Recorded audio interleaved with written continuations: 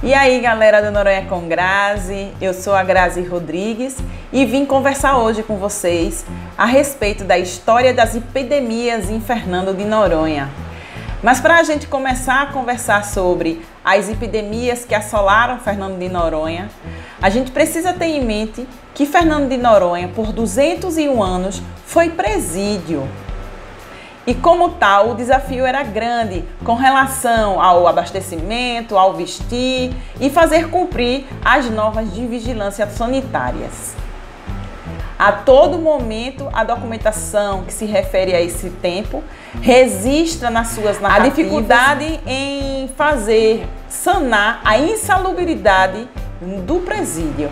Então, durante toda a história de Fernando de Noronha, a gente percebe na documentação que existiram 5 grandes epidemias. Uma das primeiras epidemias que a gente encontra na documentação referente ao presídio é uma epidemia que aconteceu em 1852, que foi uma epidemia de bronquite, ou em outros documentos se registra como uma gripe severa, tá? E essa gripe, como eu disse a vocês, aconteceu por volta de 1852.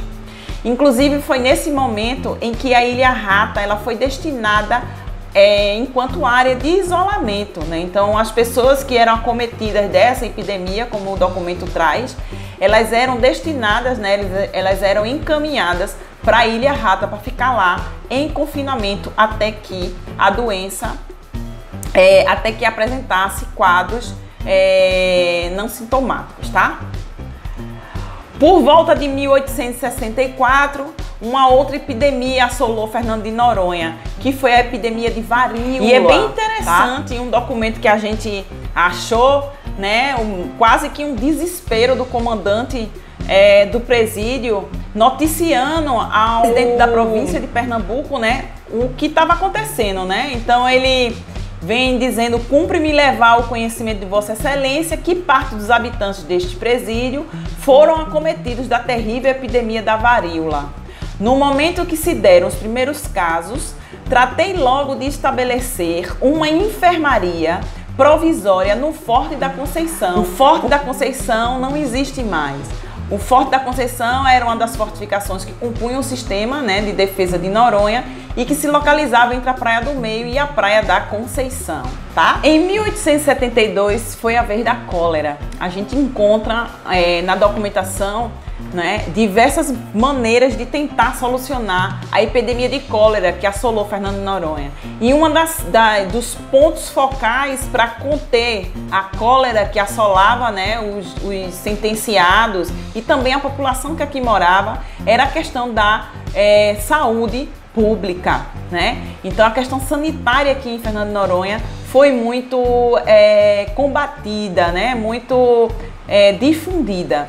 Resolveu? Não. Houve algumas mortes decorrentes, né, da doença da cólera, né, mas foi algo que assolou Fernando de Noronha em 1872. Outra doença também, outra epidemia que assolou Fernando de Noronha foi a tísica, ou como era chamada a peste branca, a tuberculose, né? Um documento que a gente encontra de 1899 fica bem claro a preocupação das autoridades sanitaristas, né, com relação a tentar sanar esse problema. E aí eu tenho um documento bem interessante que quem assina esse documento é a Comissão de Inspetoria do Presídio de Fernando de Noronha no dia 21 de outubro de 1899. Eles estão enviando, na verdade, né, ao desembargador Sigismundo Antônio Gonçalves, que era o governador do estado de Pernambuco, né, como se refere a essas epidemias que eu acabei de citar, existiam as doenças venéreas, né, que costumeiramente nos documentos do presídio de Fernando de Noronha, quando a gente se debruça nessa questão da saúde, né, da história da saúde do presídio de Fernando de Noronha, a gente vê sendo registrado nos documentos, tá, gente? De todas as epidemias que aconteceram em Fernando de Noronha, nenhuma foi tão relatada como a beriberi. apesar de ser uma doença por falta de vitamina B1, não é contagiosa, é só uma questão alimentar, ela foi registrada nos documentos como destinado a áreas de Fernando de Noronha para aquelas pessoas que eram acometidas do beriberi. A região do Sueste foi essa área destinada para os beribéricos, né? Para as pessoas que estavam doentes, porque assim se entendia que essa doença era transmitida. Para se curar o beriberi era uma questão alimentar.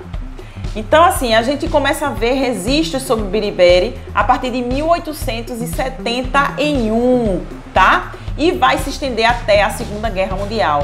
Então, vez por outros documentos, se remete ao beriberi e se reporta aos primeiros registros de beribéricos em Fernando de Noronha, tá? Então, a região do Sueste era essa região destinada aos beribéricos, porque lá se entendia que por uma questão de ventos, de clima, lá era um lugar mais propício para o restabelecimento dessas pessoas acometidas de beriberi, né? Então, a causa da doença era a carência de vitamina B1, né, a tiamina. Se caracterizava por distúrbios sensitivos e motores, ou seja, a paralisia dos membros, né, inferiores, distúrbios circulatórios, tá? E secretores. Uma das decisões tomadas, e é interessante perceber e pontuar, pelos dirigentes do presídio era o isolamento.